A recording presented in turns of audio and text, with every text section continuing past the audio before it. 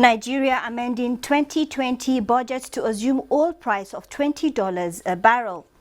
Federal government plans 2 trillion naira economic stimulus over coronavirus impact. And the presidency says $311 million Abacha loot will fund second Niger bridge and other projects. You are watching Business Express on the network service of the Nigerian Television Authority. I am Amina Nujaim. Thank you for joining us today.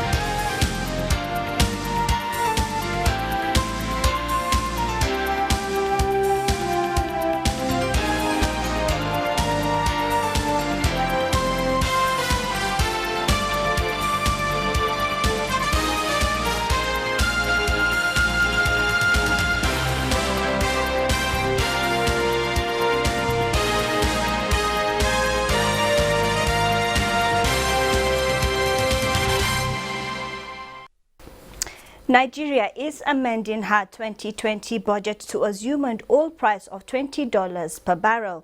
The Minister of Finance, Budget and National Planning, Zainab Ahmed, stated this Tuesday during a web conference tagged Citizens Dialogue Session on Government Fiscal Policy Response to COVID-19 and Oil Price Fall, put together by DFID and the Partnership to Engage, Reform and Learn. The minister said the budget would be cut and the initial assumed oil price of $57 per barrel would be reduced since global crude prices have plummeted in the last few months. She also disclosed that Nigeria is in talks to defer debt service obligations to 2020 and beyond, describing the talks as that of rescheduling with lenders rather than forgiveness. About 2 trillion naira stimulus is to be injected into the economy. Minister of State, Budget and National Planning Clem Agba at the session disclosed that $1 billion from the IMF facility procured last week and $150 million from the Sovereign Wealth Fund form a large chunk of the funds to be distributed to the states of the Federation.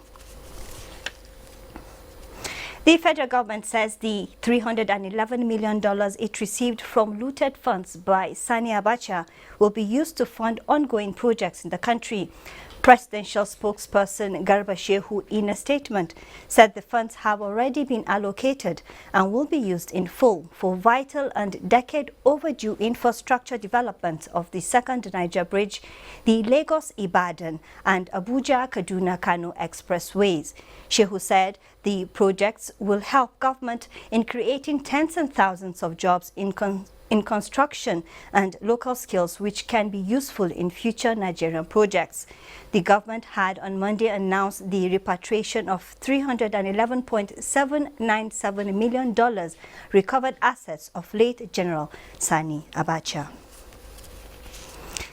Ministries, departments and agencies of the federal government that violate guidelines established for the management of the COVID-19 funds are to be sanctioned. Principal officers of erring MDAs will also be sanctioned over mismanagement of funds in a framework released by the Office of the Accountant General of the Federation on Tuesday. The statement indicated COVID-19 funds domiciled at the CBN as at April 17, 2020 through the private sector coalition stood at 25.8 billion naira. Now, this includes donations in the 5 accounts approved by President Muhammadu Buhari, which deposits money banks for donations into the TSA. It added that framework covered all public funds allocated and dedicated to fight against COVID-19, including the fiscal stimulus package. Now, government at all levels is continuing to manage the human and social costs occasioned by the coronavirus pandemic. Small businesses are beginning to leverage on technology to survive. One of such is food vending business. Let's now join Benny Adams on surviving COVID-19.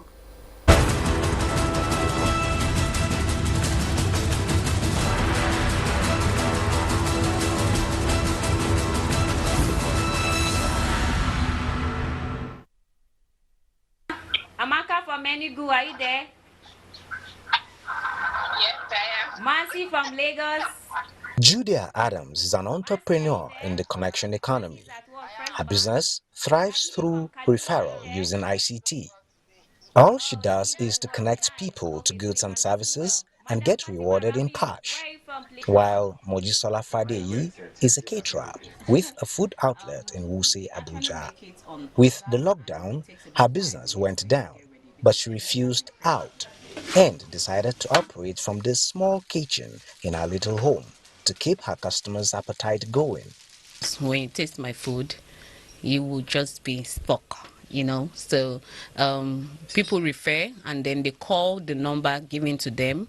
And when the order is being placed, it's obviously is on. You have to place the order for me to make, because usually at my business place, I have certain meals that I cook down, which are like our most popular demanded meals.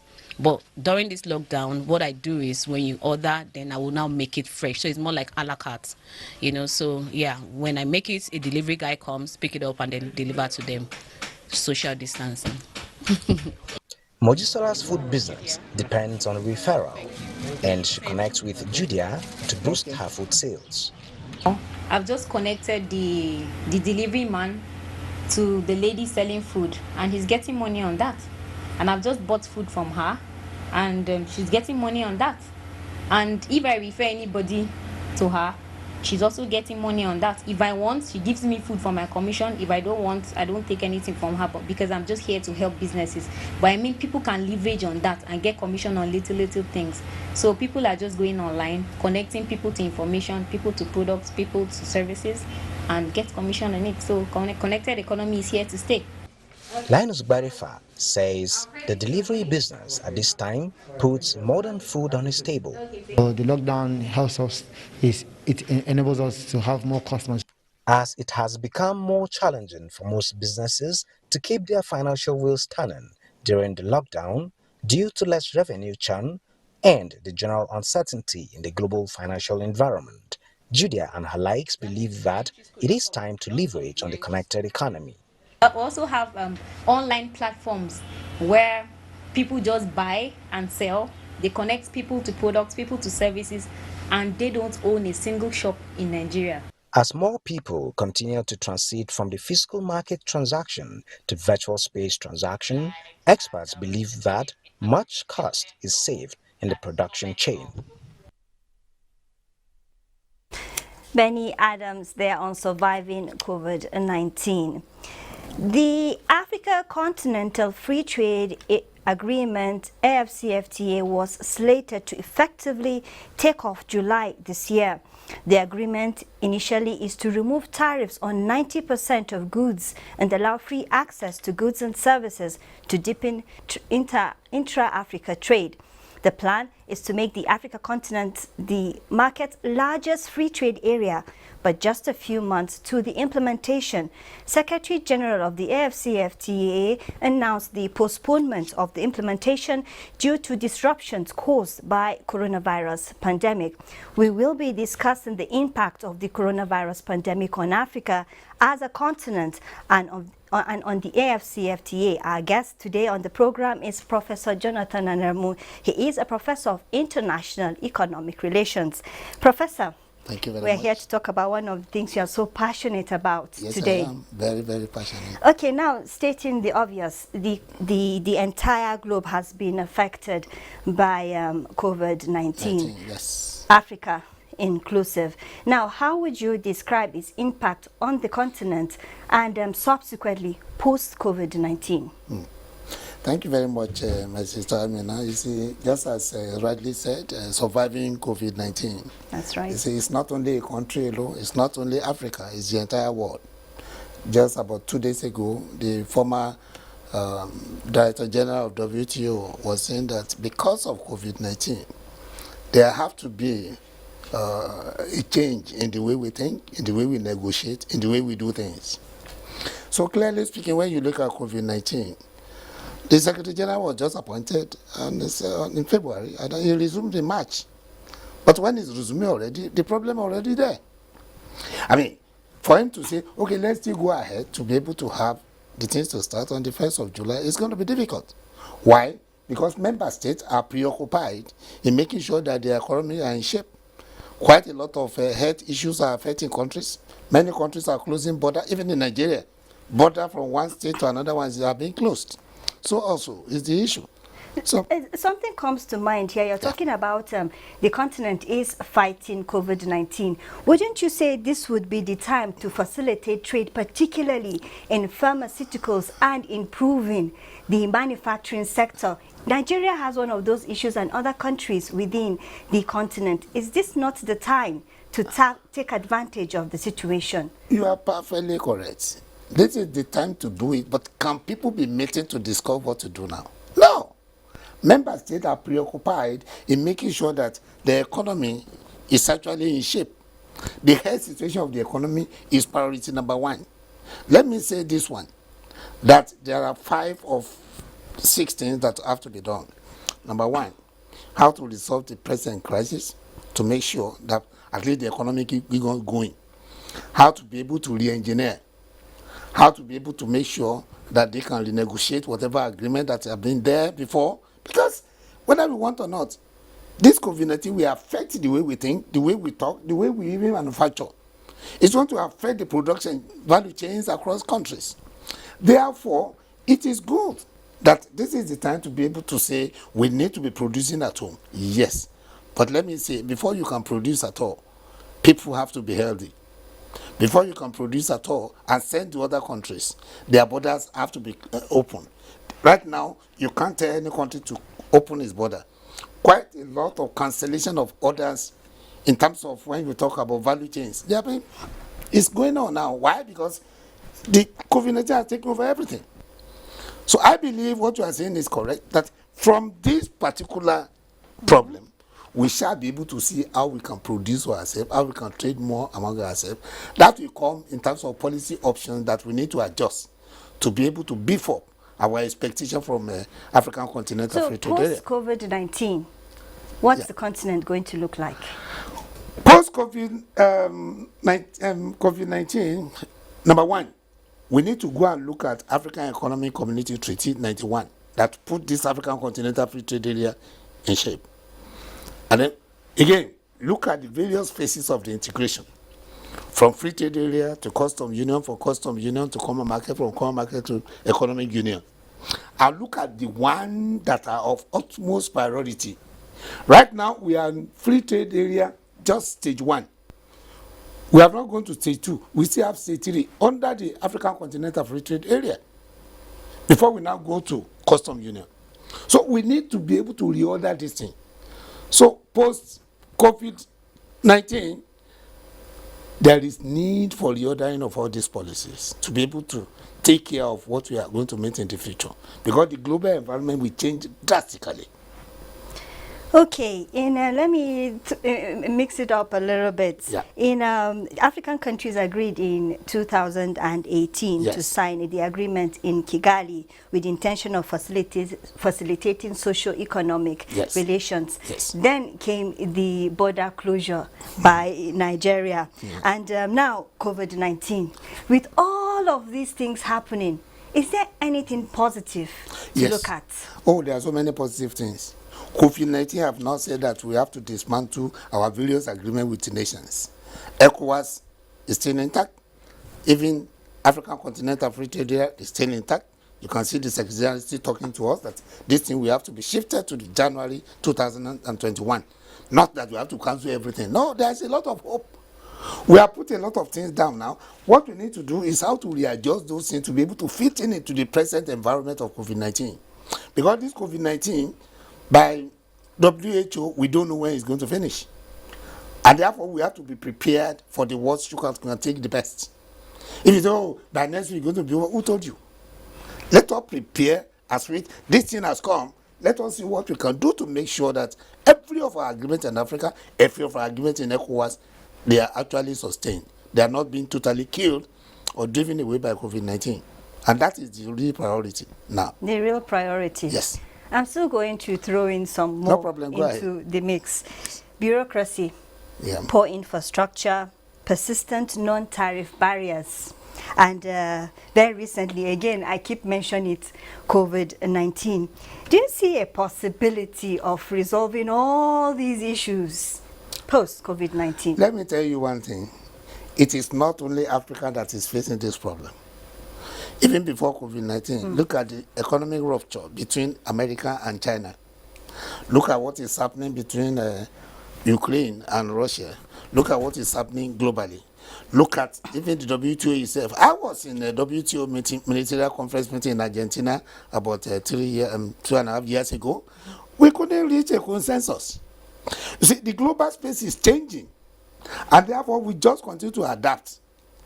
So I believe that with multiplicity of problems we are facing, that is why human beings are created, to solve the problem.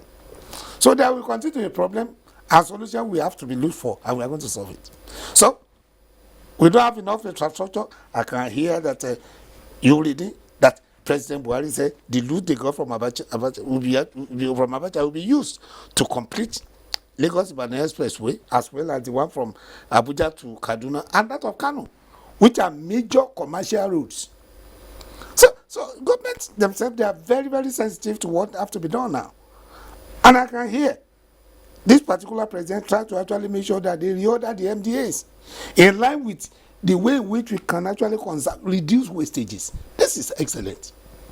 That And look that brings me exactly to my next question. Okay. With Nigeria delaying from the early stages. Yes. So would this be a time for Nigeria and other member countries that did not exactly meet the exact Conditions. conditions? Would this be a time to, like, let me call it, play catch up? Yeah, you have just answered the question.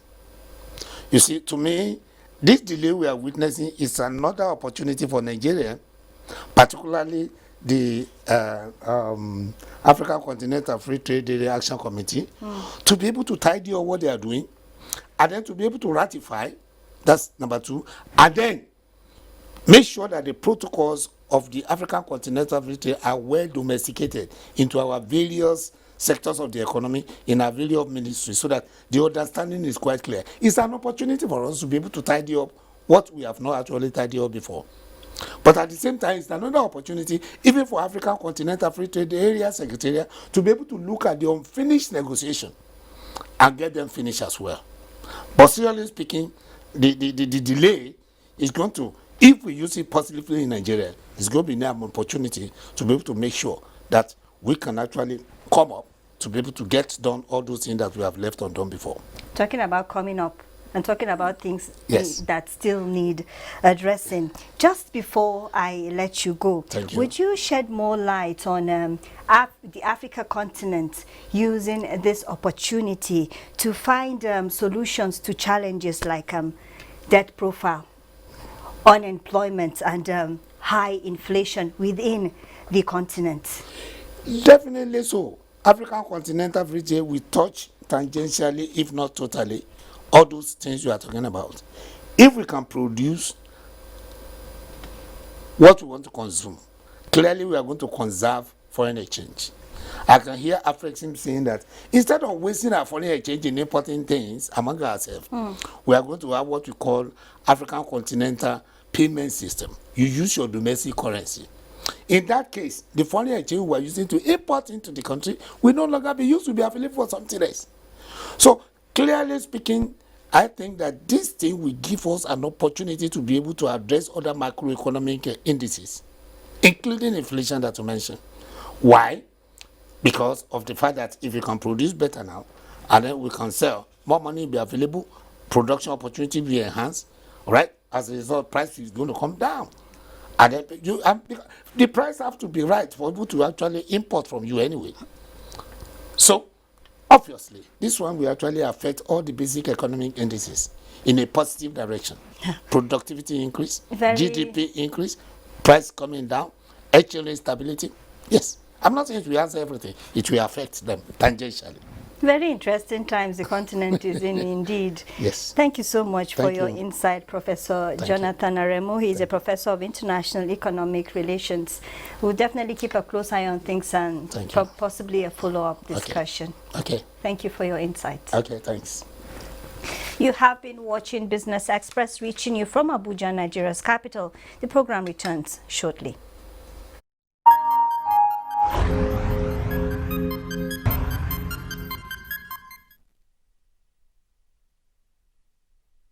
Let me assure Nigerians that all COVID-19 intervention funds are safe in the Treasury single account, and that government is still open to donations in this regard. Government has opened special accounts with 5 commercial banks which are directly linked to the Treasury single account.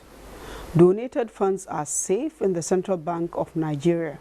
For verifiable information about the funds and other financial obligations of the federal government, please contact us directly at the Federal Ministry of Finance, Budget and National Planning.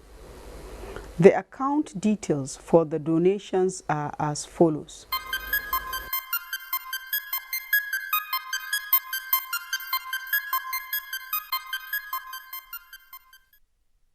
Now, stocks sustained upward move this Wednesday as investor confidence settles days after the lockdown ease gave a gentle breather to markets. The OSHA index appreciated by 1.4% to end at 24,143.37 points. Market capitalization also rose to 12.582 trillion naira. 426 million shares worth 4.102 billion naira exchanged hands in 7,384 deals. AFBN Holdings, Zenith Bank and Access Bank led the activities in the course of the day. Now, European markets remain lower as lockdown lifting and oil prices remain in focus. Most other markets, however, sustained gains. Bosede Abel has an update of performance across the globe. Global markets opened mostly positive on the 6th of May as oil prices gained for a 6 straight day stabilization in a market that crashed to negative prices last month. Stocks in Asia rose as oil prices retraced some of their overnight gains. Shanghai Composite was 0.63% higher to close 2,878.14. Hang Seng Index advanced as of its final hour of trading, while Nikkei dropped 2.84%. U.S. stock futures were higher following 2 positive sessions in the equity markets. Dow futures were up 0.56% and indicated opening gains of more than 200 points. S&P 500 and Nasdaq futures were also up. European stocks declined slightly Wednesday morning as investors keep an eye on development in the U.S. following the country's lifting of lockdown restrictions. Most Africa's stocks opened positive, with Namibia's overall index, South Africa's JSE Africa Top 40, Nairobi's All Share, and Tunisia's Tunidex posting gains, while Ghana's GSA Composite Index lost 2.81%. Now, how are commodities exchanging on the domestic and global markets? Let's see the figures.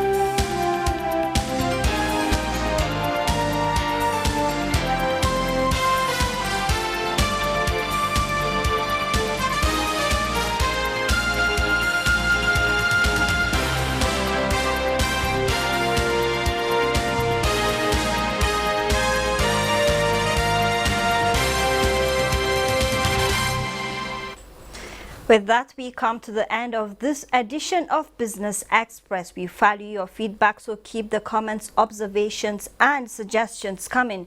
Be informed, all previous episodes are available on NTA's YouTube channel. You can also communicate with us on Twitter, and the handle is NTA News Now. Don't forget the hashtag BizEx. Remember to always wash your hands with soap and water or a sanitizer as the world battles COVID-19. Business Express returns on Friday. I am Amina Nujaim. Thank you for watching.